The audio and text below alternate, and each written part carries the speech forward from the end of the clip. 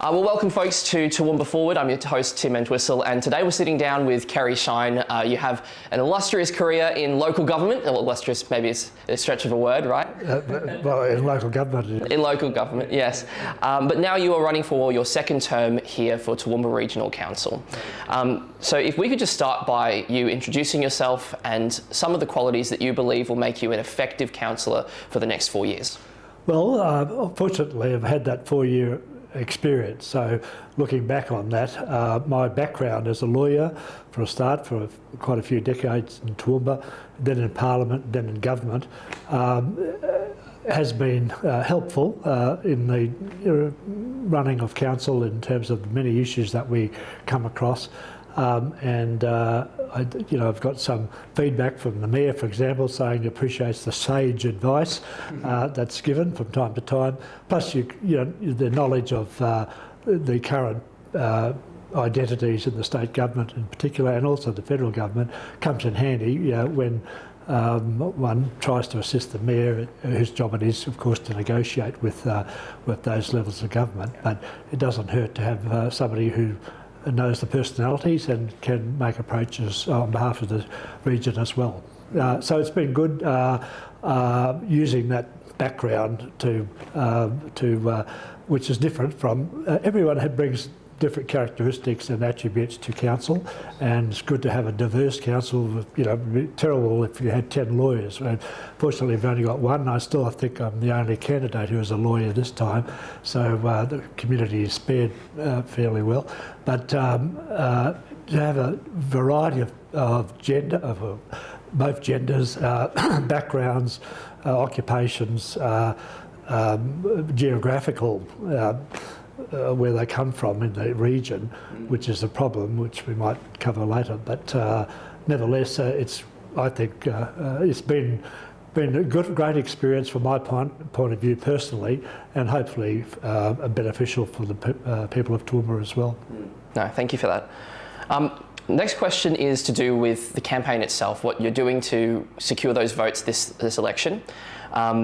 So, as you're probably familiar, the Queensland Government's introduced a $30,000 spending cap on all election expenditures for candidates for council.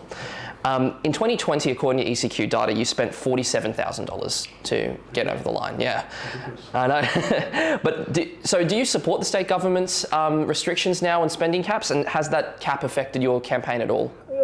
Well, I do support it, and no, it hasn't affected. As an incumbent, it would be surprising if you had to spend the same sort of amount. If you're doing a job, you're getting around in that 4 years, not just in the last 12 months that some are accused of doing, but over the 4 year, you go to all of these events, you shouldn't have to spend too much money at all. So, no, I'll be well within that cap. I think it's a good idea. It does probably favour incumbents in the sense that new people to the game who are not known, the way to get known is through advertising, and so there is a limitation there. But I think for a region of our nature, $30,000 is a fair amount of money to expend on a campaign of this nature, and no, I'm in favour of it. Yeah. It definitely seems like you can get quite far with 30,000, which is quite. Yeah, the advice I've got from politicians in Brisbane, both sides of politics, is that letterboxing is a dying art these days. People retrieve it from the letterbox, go straight to the wheelie bin without reading the pamphlet, and that social media has taken over. I've got a problem with social media because for some technical reason we can't advertise on it, which is destroying most of my plans of the way I would advertise this time around. But putting that aside, you have to move with the times, and particularly with generations younger than me, reading pamphlets in the newspaper is old hat, and they don't do it. Yeah, no, fair enough. I'll skip to this question because I think that sort of leads on quite well to this specific question. Things are changing quite rapidly, in terms of keeping up with the times with social media, with responding to the needs of locals at a very quick basis. There's probably a lot more demand for speed in this sort of economy. in the conversations that we've been having and the way we've talked 4 years ago and talking now, you seem sharp as a tack, Kerry, but I think, genuinely, I'd just like to know, for the voters who might be concerned about your age, because you will be one of the oldest candidates running on the ballot, what guarantees can you offer them that you'll stay on top of the latest issues, that that they can trust that you will actually have a complete understanding of fast-moving things like artificial intelligence and social media and whatnot? Well, I certainly couldn't guarantee that I'm across or will ever be across all of the changes, and I think you'd be a remarkable person if you were. But what I lack in technological knowledge, hopefully I make up with from the experience that others can't invent or acquire or learn from. You have to experience it. So no, I'm not worried about that. As I said before, it's good to have a diverse council of backgrounds, of gender, but also of age. And Councillor Carol Taylor and myself are same generation. We're standing again. The baby boomers, of which we are probably the largest or second largest demographic, and we're growing in size and numbers. One day, too soon, Tim, you'll be there yourself. So it's why shouldn't they have a couple of representatives on council as well? Because we can look back on our experience in life to give, hopefully, as the Mayor says, sage advice, but also make the council aware of what the needs are of the baby boomers as well as, of course, representing the whole region in numerous ways. Of course, no, I appreciate the answer. So moving to council-related issues right now, from the 4 years that you've been spending now in council to how you've been campaigning for the past few weeks and months, can you tell me what you think the biggest council-related issue that people are telling you about is, and what you hope to do to sort of solve that? Look, I think the two most important, I have a couple of favourites like obesity. This is the obesity capital of Australia, believe it or not, and my campaign to limit fast food operations is ongoing. That's one of my favourite topics, as well as the Quarry Gardens. But the two main issues that I want to bring to people's attention is the need to have sustainable and responsible financial management. We've got that at the moment. The Queensland Treasury says that we have a sound financial operation. We want to continue that, particularly in the light of the huge cost of the dam upgrade, $270 million. So people have to realise that there won't be too many extra goodies coming for a long time until or unless we get other government assistance for that project. That's one. And the other issue that I've been successful in raising and getting approval of council to go down the track of attaining a ward system for Toowoomba rather than the undivided system that we have now. Particularly, any time and anyone I meet in the country areas, including Pittsworth yesterday morning, raised that with me, that their feeling of disenfranchisement as a result of the amalgamation is still there. Their inability to see their councillor in the street that they used to once a week or something like that is a really significant point. We as councillors think that we get around the region, and we do. We work pretty hard and hopefully we do a good job. But the perception is there that they are unrepresented, and that has to be addressed. It can be addressed quite fairly and with the same number of people electing the same, electing the councillors in the future with a ward system. And I hope that at the moment there's a majority of councillors, 8-3 was the vote, in favour of it. Hopefully the new council will come on, whoever the new people are, or the existing, whoever the new council is, whatever its composition, hopefully a majority will continue on down that path, because it will require some money, several $100,000 to be put to it, because it's going to involve a community consultation. That means letters to everyone in the community. Old-fashioned way of doing it, but nevertheless, that's apparently what the Change Commission in Brisbane will require. So there's time and money yet to be involved, but I think democracy and the feeling that you are represented is too important. There were 8 shires amalgamated. We're heading to a situation where only one, namely Toowoomba, has representation, and that just flies to the face of, in my view, a fair representation. Yeah. No, thank you for that. It's interesting because when amalgamation happened, that first council of Toowoomba Regional Council comprised of members from across the entire region. So there was a level of fairness involved in that to bring people in. But that demographic is changing a bit, especially this election. Just briefly, with the idea of award system, what would that look like to you? Would that be based on population numbers and then being awarded a councillor for each even breakup of population, or? Yeah, the model I think would be based on what operates in Ipswich. They have 8 councillors, 4 divisions. We would have 10 councillors, 5 divisions, 2 councillors in each division. They have to be of the same number or population, 20,000 each or whatever it might be. So what we would have is 5 divisions, 4 representing the city, because the city and Highfields, because that's 80% of the vote, and 1 division representing the country. So you'd have 2 councillors who must come from the country.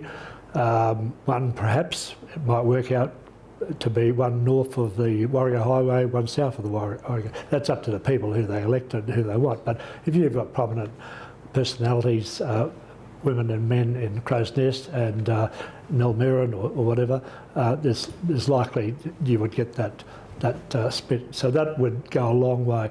Even if they're not from the same, if you're a Clifton voter but the person comes from Pittsworth, there's still the confidence that that person has a better understanding of what provincial or country life is like and what their needs are. Yeah, there's a large gap between kind of the lifestyle in Toowoomba City versus the lifestyle in...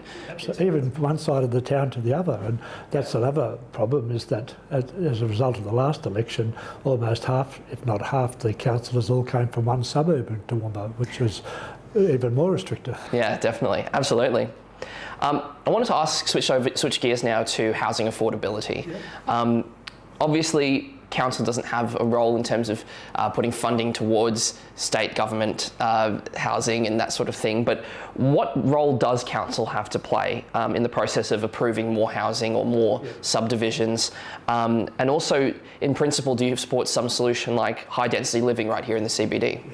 No, they're interesting points and very pertinent and an urgent problem, along with cost of living, that we're facing as an Australian community, communities within all Australia, but particularly with ours as well. First of all, we did do something for a practical nature with, are doing something of a practical nature with the Brisbane Housing Company, which is a state-owned entity, to build social, affordable and market units in Station Street in Toowoomba. That was our land, so that was our part of the deal to come in to it. We supplied the land, and the Brisbane Housing Company will build the units. So that's in a practical sense. But providing housing, you're right, is not a core responsibility. Our responsibilities are roads, rates and rubbish and water, and that's tough enough as it is without going into more into state government and federal government responsibilities. But we're doing that. What we can also do, and you alluded to it, is help with the planning process. And I, as a councillor, I've been very conscious of our need to expedite, as on the advice of our officers, subdivisions that have come up for approval of recent times. Rather than thinking of reasons why not, we should be encouraging it, providing they're properly conditioned by our own experts. And if that's the case, then we should expedite and get on with the job of providing more lots so that the houses can be built. But it's a supply and demand, and I would have thought that the greater the supply, the cheaper the price. But at the moment, so there's more to be done there, and I think the majority of councillors agree with me at the moment, but hopefully the new council will have that outlook as well. No, good, thank you for that. So just want to touch on the idea of sustainability, the environment, climate change, those sorts of topics. It's top of mind for a lot of Toowoomba ratepayers. People are considering where's this money going when we're paying our rates, how are we making sure that we have a sustainable Toowoomba region. So what are your convictions in regards to that topic, and whether or not council can play a role in that? I know it already has begun and some steps have been taken, but what do you think council will be doing in the next 4 years? Well, it's a huge area, isn't it? And it involves all levels of government, particularly the federal government, and what they're trying to do, and what incentives and penalties, I suppose, they're going to impose on the price of vehicles and all sorts of things. So it will touch us all, and it's a worldwide direction. So we're not unique. Councils probably have a more well, they certainly don't have that sort of a role of imposing higher rates or to our citizens in relation to that. Thank God, but it's important, I think, that in our work with the new town plan, which is going to be adopted next year, that we, in my view, provide, for example, green spaces. I like the idea of a green band or a belt around the city. You'll know, listeners will know, viewers will note that that space between Toowoomba and Highfields, that green space there, the side of the Christian College, it's in my view, it's a gift to our region. I'd like to see that preserved and expanded to semicircle west and south as well. Good for our health, our lungs, but great for our amenity as well. There are extra costs because trunk infrastructure has to go further in the future, but you have to pay some price for that. I think once building is allowed, that's the end of it. That's for generations, for decades and to come. So, look, there's a lot to be done. We had a really good Environmental Council Candidates Forum at Highfields earlier in the week. A lot of work was discussed about koala habitats preservation and what we should be doing in relation to the preservation of trees. Under the existing town plan, we're very limited. That's going to be addressed for the future. You've got to balance that against the extra costs that would be to develop subdivisions that impacts on the cost of houses. So we've got a housing crisis on one hand, cost of living, people can't afford to buy a house, as opposed to, so these are not easy things to be done, and they have to be debated properly, and hopefully we have a diversity of alternatives that people with different economic circumstances can realise that Australian dream of owning your own home. No, thank you for that. Just to follow up as well to that, you mentioned the idea of penalties and rewards or incentives that the state and federal government can offer. In regards to a penalty in principle of using travel restrictions to limit Toowoomba region residents as a means to reduce carbon emissions. For an example, keeping them inside their own suburb. That sort of mechanism to reduce carbon emissions, is that something you'd ever consider on council? Oh, look, I think we talked about the concept of smart city, and which was vehemently opposed by a couple of councillors, or 3 councillors, I think. But just on the face of it, seemed like a smart idea to head in that direction. Toowoomba doesn't require that type of control over our citizens at this stage of the game. Down the track, it might do, but you have to accompany that with proper public transport, light rail, for example. I'm an advocate of that, keeping those current railway corridors available out to Pittsworth and Oakey and all the rest of it. So I used to live in Brisbane as a student days, and everyone caught the bus, because it was there, and it was, every 15 minutes you catch a bus. Toowoomba, we don't have that service, and if we do it, we don't use it. Yeah. And that's one of the problems that we have. But times will change, and so at this stage, answering your question, no, I wouldn't impose conditions of that, but I think we, as a council for the future, they should be open to whatever is required, depending, providing they can provide the alternative services. Active transport, encouraging people to ride bikes. Council have a role to play with providing the pathways. That's being done in conjunction with the state government at the moment. So when they're in place, build it they will come, they say. And that may well be the case too with, but you can't just bring something in if you don't provide the alternative means of getting from A to B. Yeah, sure. Okay, thank you. So just want to switch gears again to crime in Toowoomba, which is a big issue.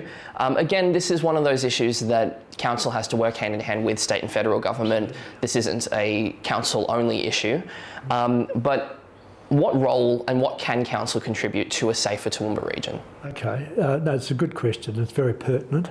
I was lucky enough to be able to attend the state Parliament Select Committee hearing in Toowoomba last Friday at Burke and Wills. It was open to the public, but wasn't all that well attended by members of the public other than victims of crime and people from Lifeline and Catholic Care and the Victims of Crime Association or group made submissions to it. But I was really impressed by the objective way in which the entire panel, one side government, one side opposition and an independent chair, but they all addressed the issue very objectively without trying to score political points, and it was well worthwhile. What can we do as a council? The Mayor is the chair of the Safer Toowoomba Partnerships, and he's kindly got me involved again. I used to be involved when I was the Member of Parliament up here 15 years ago, I think it was. And it does a great deal of work at the moment based at the Wilsonton Neighbourhood Centre building there, but does a great deal of work coordinating or helping to coordinate the process of the government, various government departments and the police and the council all working together to try and address the causes of the crime and the issues affecting vulnerable families and kids at risk of either becoming involved or already are involved and need ways of mending their ways. So council, it's not primarily a council. It's not roads, rubbish, but to ignore it is to ignore the feelings of fear that many people in my generation do feel, and for obvious reasons, because people die, and as we've had tragic death up here ourselves, and one at Redbank a month ago. It's just not something you read about that happens in America. This is Toowoomba. So all levels of government have to do what they possibly can. And I'm pleased through that Safer Toowoomba partnership that the Mayor Jeff has been a real champion of. And the local police have been terrific, and they're well resourced in that area now to be kicking goals. So, and their crime figures show that there have been improvements in that area, but still a long way to go. No, I appreciate that. In the sense of with the Safer Toowoomba partnership you mentioned, that actually collaborated with Grand Central, with the CBD, with the installation of all those facial recognition cameras that we have across the CBD area. Yeah. Would you support expanding those cameras to suburbs or residential neighbourhoods? Yeah, well, I think obviously it's a matter for the police really to request, and at the moment there is a program where the police and the council work together in terms of sharing the resources, the infrastructure that they have, and that's as we speak. That's an expanding role now. from about, might be a dozen to 2 or 3 dozen cameras throughout the city. So yeah, that is happening as we speak, Tim, as I understand it. Okay, yeah. so there is expansion of, Yes. of surveillance into more residential suburbs. Well, I think it was mainly covering the stolen cars issue, so it would be residential suburbs because of where the roads, the network is. It's mainly taking pictures of vehicles at major intersections and things of this nature. I think that's what it is. Okay. Yeah. Cool. The other thing is they probably don't want to tell you where it is either. You know, No, so, of course. yeah. Because residents might feel a bit concerned about their privacy in the sense of having cameras in on their local street, if they're in a small suburb, if they're in 1 or 2 areas being constantly surveilled and watched. That could be an issue. Is that something you take into account with these decisions? Yeah, no, it is an issue. It's foreign to us. But if you or your neighbour have suffered the loss of your vehicle or an assault, I think you can get over that concern pretty quickly. Okay.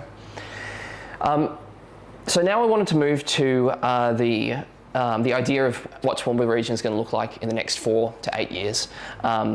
We're moving towards the future, but residents might be concerned about the rich traditions being sacrificed for bold ambitions.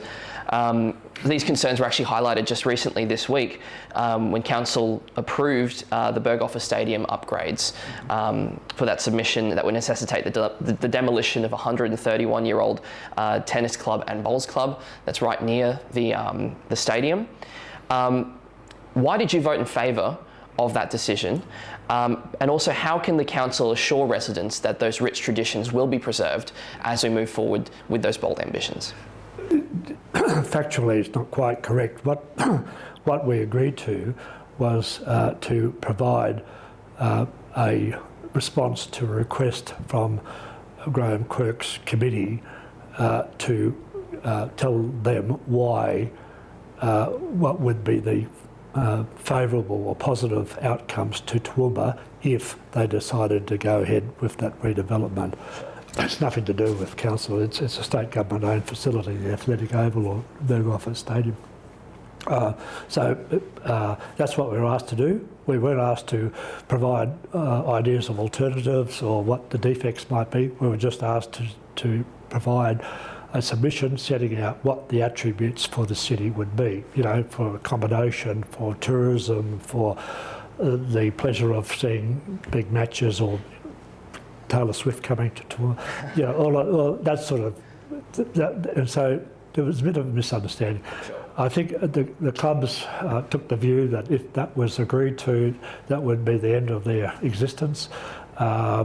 There's another process, a validation process that has to be gone through, where the clubs will have the opportunity to negotiate with the state government as to what's going to happen to them, at what cost, and where they're going to go to. So where we're at with that is that we'll put in that submission, and it'll be up to that review committee of Graham Quirks as to what they regard it, how they regard it. But from my point of view, I'm very sympathetic to the concerns of the historic tennis and bowls club, croquet club that we have up there, and 2 of them at least are, if not the oldest, the second or third oldest in Queensland. It's great history.